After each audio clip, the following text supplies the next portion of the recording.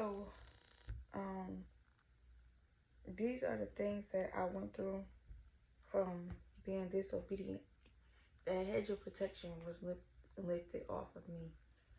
It felt like, first off, it felt like eternity. It felt like forever, like it was not going to stop. It was not, it just felt like it wasn't going to end. And I'm not sure, I really can't pinpoint between it being 7 days. I don't know if I went through it for a week or 2 weeks, but I know it was like in between there. So the first night I left, I stayed at my mother's house. I was woken up in the middle of the night, and it was like a feeling like talking through my chest, saying that I was going to hell, and that I had killed my husband. And um, I started screaming in the house, and my mother woke up, and she was like, "What's wrong? What's wrong?" And I don't know what happened. I felt like something like hot. Like it felt like fire was on my back, like my back up and down, burning, my back going up and down. And I was crying and I was pleading, and I was convinced that um, my ex-husband at the time, my husband at the time, my ex-husband now, I was just convinced that he passed away in his apartment the night that I left. So anyway, that it had to be like 4:30, 5 o'clock in the morning. So I kept telling my mother, like, we gotta go down there and check him. Oh, yeah, we gotta go down there and check. We gotta go down there and check. So I'm crying. We went down there and he came out the building. And I was relieved because I thought, because I passed my 30 days, that he was gone. I thought it was over for both of us. It's not funny, but I thought it was over for both of us. Like, I thought I really, really messed up. That's how bad the enemy had me convinced that. And it's a lot that happened, but through the midst of me going through so much, it was stuff that he was doing that I just pleaded with God to allow me to forget those things, because they were horrible. They were the things that he was planting in my head, the things that he was telling me and saying to me was so bad. And I was really convinced of it, that I prayed and asked God to stop them. So I can't give you every single day of what happened, because a lot of it I don't remember, because I asked God to not let me remember it. So I'm just going to tell you the parts that I do remember. And it's not in any order. But mind you, my mother's watching me go through this. My sister's watching me go through this. And my 4 children. My youngest, I don't even think was 1 yet. She was a couple of months. And they're watching me go through this. And what happened? One night, I was woken up out of my sleep again.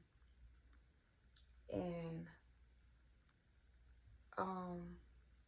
it was like soft soft music, and I was hearing like scriptures from out the Bible, like real scriptures from out the Bible. And so I'm thinking that is God. So, and it's like real soft, like a gospel song playing in my head, and it's like real soft. But then it's like he was basically trying to convince me to kill myself, saying that that's the only way that this will end, is if I let go. And like in my life, basically, I don't remember what he was saying, but this is what it was like summarizing to him, that he that he won't be able to help me when the enemy come back to attack me. And at the time, like, I was listening to it, and I just was like relaxing, and I wasn't paying no attention. Something clicked. It had to be God. Only God could allow me to know that you need that discernment at this point. And I was like, wait, why would he tell me to kill myself? And that's a sin. Like, I snapped out of it. Soon as I was able to recognize that that wasn't God, I got up and I started praying.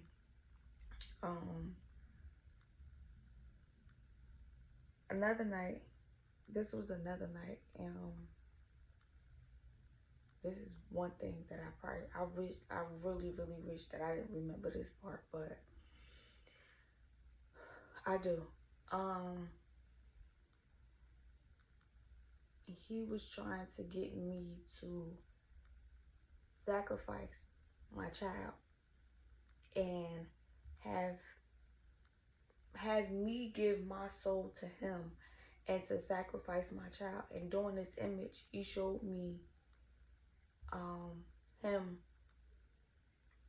the way that my son would have to be sacrificed was through being hung. And he showed me my child being hung and spinning him in circles and whatever. And that night, that next morning, when that happened, I don't remember what day it was. That next morning, my anxiety was so bad. I went to the emergency room, and I was in there with my older sister, and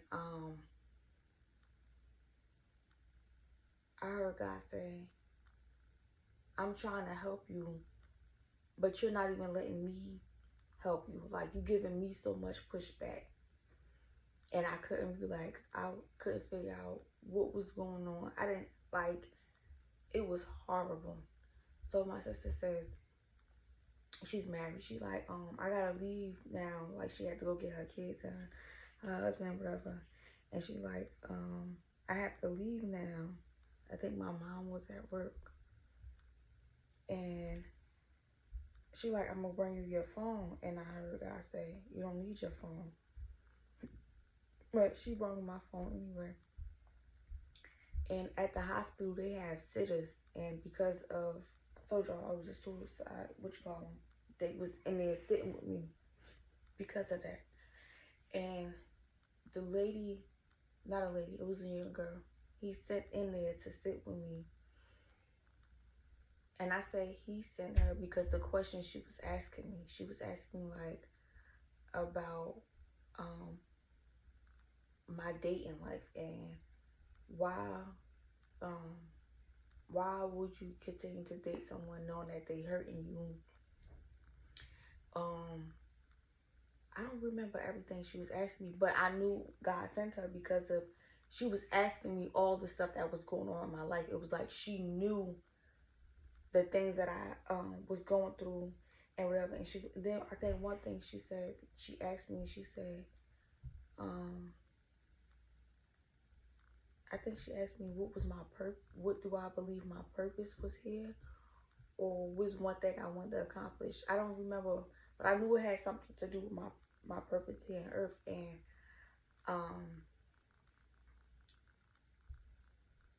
And I was just like, huh? Like, I couldn't believe she asked me that. And